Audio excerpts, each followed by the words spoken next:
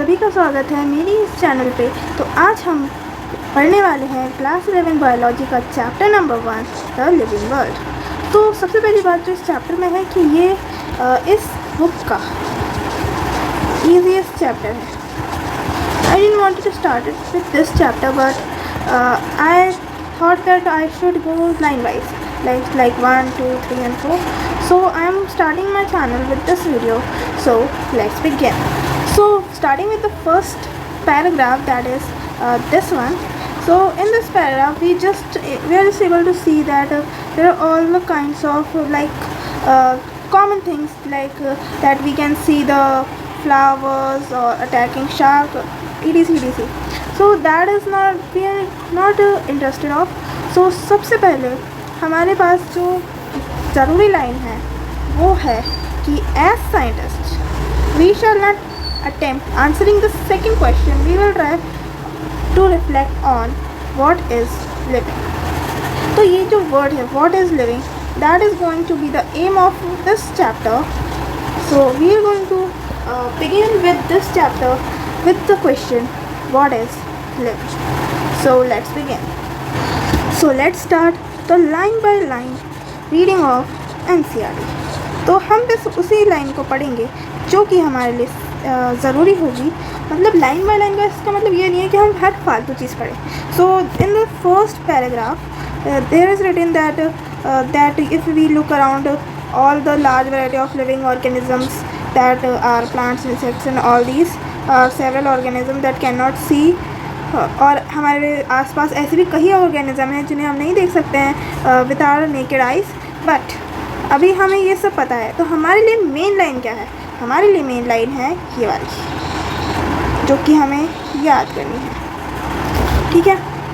और हम देखते हैं ये यहाँ का पूरा पैराग्राफ, ये 3 लाइन्स, ठीक है।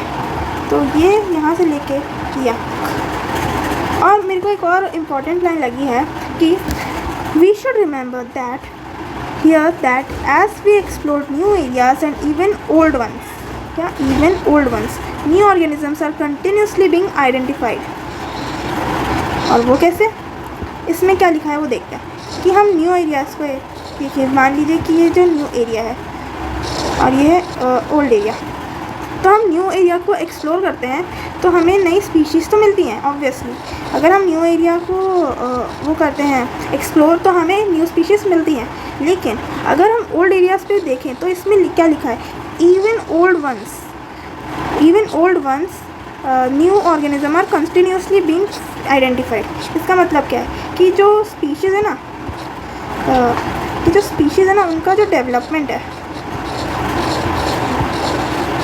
वो एकदम कंटिन्यूस है।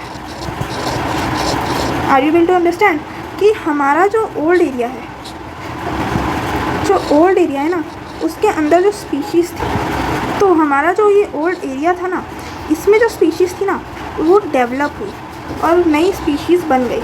तो इस लाइन का मतलब यही है कि जो ओल्ड एरियाज़ थे ना उसमें भी जो नई स्पीशीज़ है वो कंटिन्यूसली बीइंग आइडेंटिफाइड, मतलब वो है ना लगातार आइडेंटिफाई हो रही है।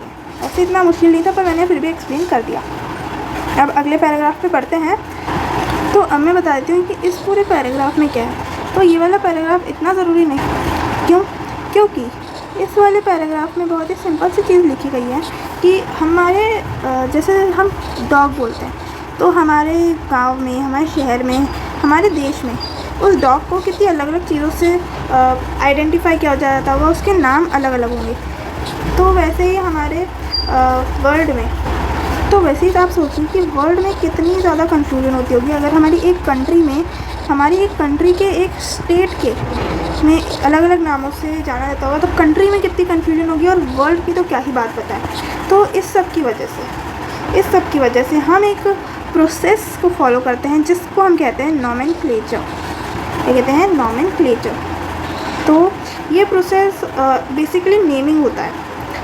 ऑब्वियसली नॉमेनक्लेचर और नेमिंग, क्या लिखा? नॉमेनक्लेचर और नेमिंग। तो वही बात हो गई, मैंने अभी आपको बताया। Naming is only possible when the organism is described correctly and we know to what organism the name is attached to. This is identification. Identification क्या होता है कि हमें पता हो कि कौन से ऑर्गेनिज्म पे ये नाम अटैच हो चुका है, मतलब अटैच्ड है. So, in order to facilitate the study, number of scientists have established procedures to assign a scientific name to each known organism. फिर क्या लिखते हैं कि हमारे जो साइंटिस्ट हैं उन सब ने इस्टेब्लिश किए हैं procedures to assign scientific names to each known organisms, क्योंकि भी बहुत सारे हैं जिन्हें हम जो नोन नहीं है हमारे लिए, इसलिए ऐसा लिखा गया है. This is acceptable to biologist all over the world. क्या लिखा है? All over the world.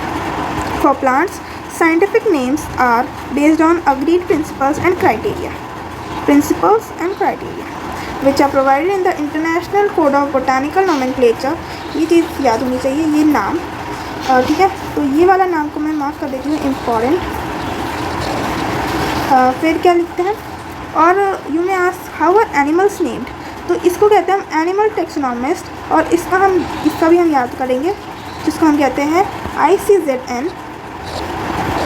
और the scientific names ensure that each organism has only one name.